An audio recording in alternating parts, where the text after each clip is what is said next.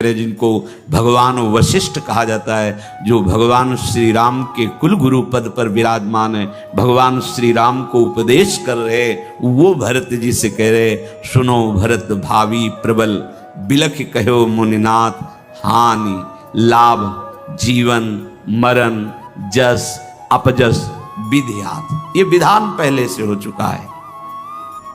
संतों के पास क्यों जाया जाता? विधान को मिटाने के लिए, पलट देने के लिए। तुम्हारे भाग्य में नहीं लिखा भगवत प्राप्ति, खूब अखंड भजन करोगे, ये नहीं लिखा है भाग्य में, ये कृपा से। जब कृपा से साधु समागम मिला तो भव समुद्र से मुक्त होने का अवसर। जैसे आपके संतान नहीं हो रही, मत चिंता करो। आपका अंतिम संस्कार और पिंडदान जो पुत्र नहीं कर सकता, वो गोपाल जी कर देंगे। गोपाल को अपना पुत्र मान लो और प्यार करने लगो, वो सब संभाल लेंगे। आपको लगता है कोई सेवा करने वाला तो हो?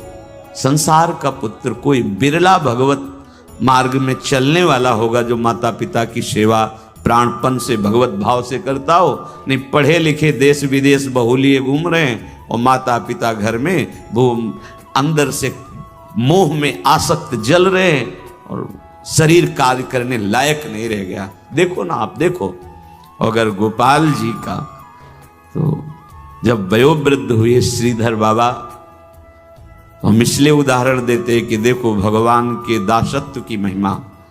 उन्होंने किसी को मंत्र नहीं दिया, किसी को शिष्य नहीं बनाया, कभी जीवन में परिचय नहीं बनाया। ऐसे महापुरुष इतना बस एक गमछा टाइप लपेट लेते, पूरा ऐसे एक झोली टांग ली, एक छड़ी, बस कोई कह ही नहीं सकता था महात्मा बाहर के भाव से। नहीं, एकदम दैन्य किंचन। जब वृद्धावस्थाएं उठने लायक नहीं रह गए तो जानते हो, दसियों साधु होड़ लगती थी कि आज हम शौच धोएंगे। नहीं, तुमने कल धोया था। ऐसे जैसे बालक को माँ शौच कराती, ऐसे बाबा को शौच। कितनी सेवा कौन करवा रहा है? हरि। ये गोपाल जी जिनको अपना मान लिए और अपने को गोपाल जी के चरणों में समर्पित कर दिए, अब उनके पितर क्या 21 पीढ़ियां तर जाएंगी। तो जैसे किसी के मन में हो कि पुत्र, शास्त्रों में आया है, पुत्र नहीं होगा तो पुत्र नाम के नरक में। पुत्र का तात्पर्य संतान से होता है, कोई संतान होनी चाहिए, ऐसा गृहस्थ धर्म में शास्त्रों ने वर्णन किया है। एकादश स्कंद में भगवान ने कहा है, जो मेरी भक्ति से युक्त हो जाता है वो सब ऋणों से मुक्त हो जाता है। मातृण, पितृण, देव ऋण, ऋषि ऋण, सब ऋणों से मुक्त, क्योंकि जीवन का परम लाभ प्रभु। तो हमारे भाव में यदि आ जाए कि भगवान मेरे बेटे, और गोपाल जी को विराजमान कर लो, सब संभाल लेंगे, इनसे बड़ा कोई बेटा नहीं है। और तन्मयता करोगे तो तुम्हें दिखाई देंगे, जैसे यशोदा मैया से दुलार करते थे वैसे तुमसे करेंगे। ये हम देखी बात कह रहे हैं।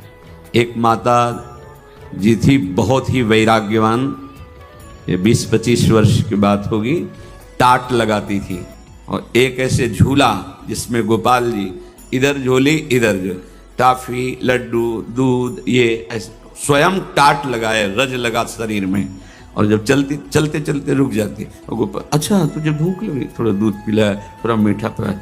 कभी इस पेड़ के नीचे विश्राम कर लिया, कभी उस पेड़ के नीचे, जो मिला गोपाल को। गोपाल की माँ नाम से हमारे वृंदावन में वो प्रसिद्ध थी, गोपाल की माँ। भगवान को जिस भाव से दुलार करो वैसे दुलार कर। तुम्हें ये चिंता नहीं करनी, मेरा कोई नहीं, वास्तविक कोई नहीं, हरि के सिवा तुम जान नहीं पा रहे। हरि बीन अपनों को संसार, माया लोभ मोह है चाड़े दबाए। ये तुम्हारे ऊपर चढ़े बैठे, तुम्हें दिखाई नहीं दे रहा। ये जो तुम्हें बहुत प्रियता नजर आ रही ना, कि तुम्हें बहुत प्यार करते हैं, भ्रम। एक कदम परमार्थ में ना चला जाए, इसलिए ये तुम्हारे ऊपर चढ़े बैठे हैं। कौन? मोह, माया, मयर मोर तोर तैं, माया लोभ मोह, ये सब तुम्हें दबाए हुए कि कहीं तुम माया की रेखा क्रॉस करके परमार्थ में कदम न रख दो। और इसके समीप ही एक नदी बहती है, काल नदी की धार। अब ये दबाकर तुम्हें काल नदी में फेंक देंगे। माया, लोभ, मोह ये दबाए हुए हैं। ये क्या करेंगे? परमार्थ में चलने नहीं देंगे और इसके बाद उठा के तुम्हें काल नदी में फेंक देंगे। काल के प्रवाह में बहते हुए न जाने कौन कौन सी योनियों में पहुंच जाओगे, कौन कौन सी दुर्गति भोगोगे। ये मानव देह इनसे मुक्त होने के लिए मिला है। माया से, मोह से, लोभ से, काम से, क्रोध से, इनसे मुक्त होने के लिए मिला है। जो तुम्हारा परिवार है, मित्र हैं, तुम्हें समाज प्यार करती है, बस वो उतना ही समझ लो। ज्यों जन संगति होत नाव में, राहत न परले पार, तैसे धन दारा सुख संपत्ति, बिछुरत लगे न बार, हरि बिनु अपनों को संसार। जैसे बड़ी नौका में सैकड़ों लोग बैठे हैं, आपस में बात कर रहे हैं, हंस रहे हैं, ऐसा लग रहा है सब एक घर के हैं। नाव किनारे लगी, सब अपने अपने उतरे और चले गए, कोई किसी से नहीं पूछता। ऐसे ही परिवार के जन, तुम चाहे जितना प्यार करो, उसका समय आया चला गया, वो तुम्हें दोबारा स्मरण नहीं करेगा। जहां शरीर छोड़ा, अब वो दोबारा स्मरण, वो तो बंधन में है या मुक्त हो गया, दोनों बातें। जो भजन करने वाले वो मुक्त हो गए, जो माया से युक्त है वो बंद कर अन्य कर्मों का दंड भोगते हुए फिर अन्य योनियों में जाएंगे, और तुम उनकी याद में अपना जीवन रो रो के बिता दोगे। कह रहे कि मत अंदर से राग करो। जैसे नौका में बैठे, अपने अपने उतर गए, स्टेशन में बैठे, हंसकर बातें कर रहे हैं, चाय पी रहे हैं, जी आप कहाँ के हो, आपको कहाँ जाना, बातें हो रही, गाड़ी आ गई, वो बात छोड़ा, अपनी गाड़ी में बैठा चला गया। बात करते करते प्राण निकल गए, खाते खाते प्राण निकल गए, चल रहे हैं प्राण निकल गए, हंस रहे हैं प्राण निकल गए, नाच रहे हैं प्राण निकल गए। कितने ऐसे आपको, क्यों प्राण निकल गए? समय आ गया, समय रूपी गाड़ी में बैठे चले गए, कौन तुम्हें पूछता है? तुम राग किए हो तो जीवन बर्बाद करो। ऐसे ही ये धन, ये शरीर, ये संबंध, अगर आपने इनमें भगवत भाव, भगवत समर्पण नहीं किया तो धोखे में तुम्हारा पूरा जीवन नष्ट हो जाएगा।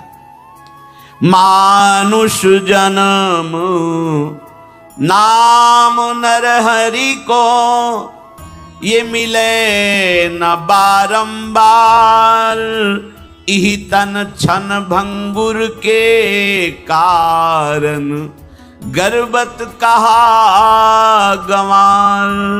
ऐ मूढ़, ये मनुष्य का जन्म और भजन करने का समय, ये दो बार बार नहीं दिए जाते, बार बार तो बनत नहीं। ये समझ लो दुर्लभ वस्तु आपको प्राप्त है। सुत दारा धन लक्ष्मी पापियों के घर होए, संत समागम हरि कथा तुलसी दुर्लभ दो। सूरदास जी कह रहे मानुष जन्म नाम श्री हरि को, ये मिले न बारंबार, यही तन क्षण भंगुर के कारण, गर्वत कहा गंवार, हरि बिनु अपनों को संसार। ऐ मूढ़, ऐ अहंकारी, किस बात का अहंकार कर रहा है? धन संपत्ति, शरीर बल, लोक बल, व्यवहार बल, ये सब क्षण में नष्ट हो जाने वाला है। यही तन क्षण भंगुर, तुम्हारा शरीर भी क्षण भंगुर, ये सब क्षण भंगुर। दो चीजें दुर्लभ हैं, क्या? मनुष्य शरीर और भजन करने का समय।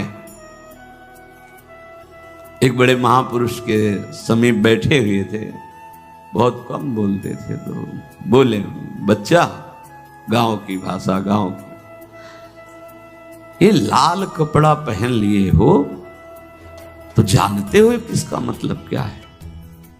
कहा नहीं स्वामी, संतोष है, जितना ले सको इसलिए अपना ज्ञान मत बघारो उनके सामने।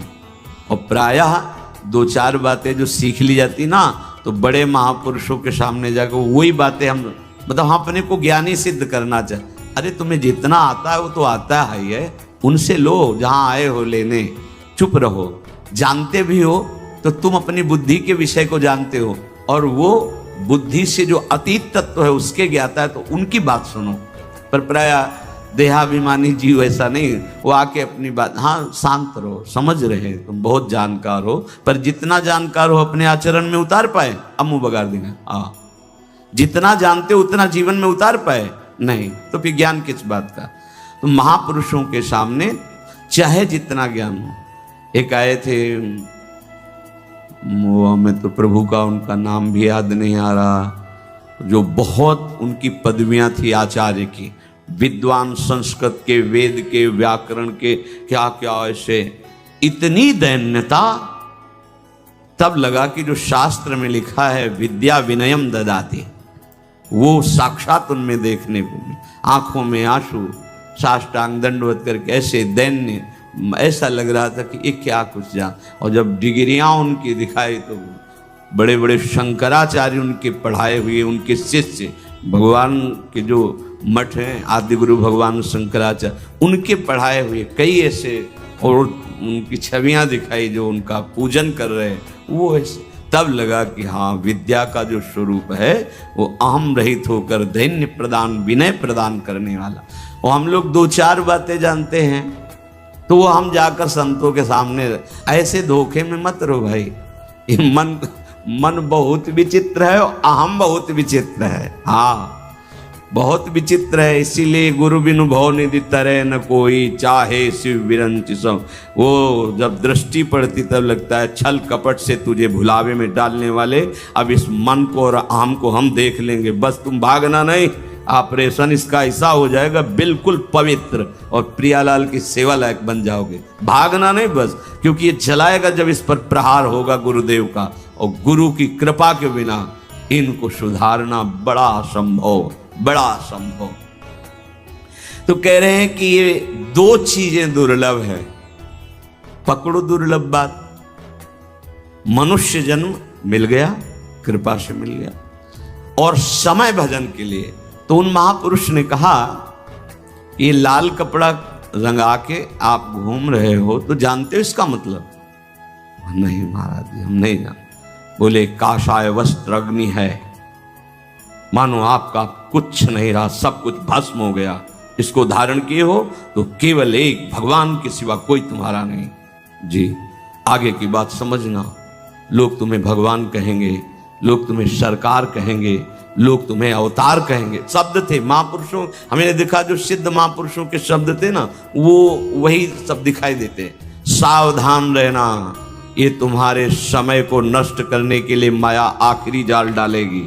डायरी में लिखा है हमारा, ये होगा लगभग 30-32 वर्ष पहले की बात। ये डालेगी, लेकिन फंसना नहीं।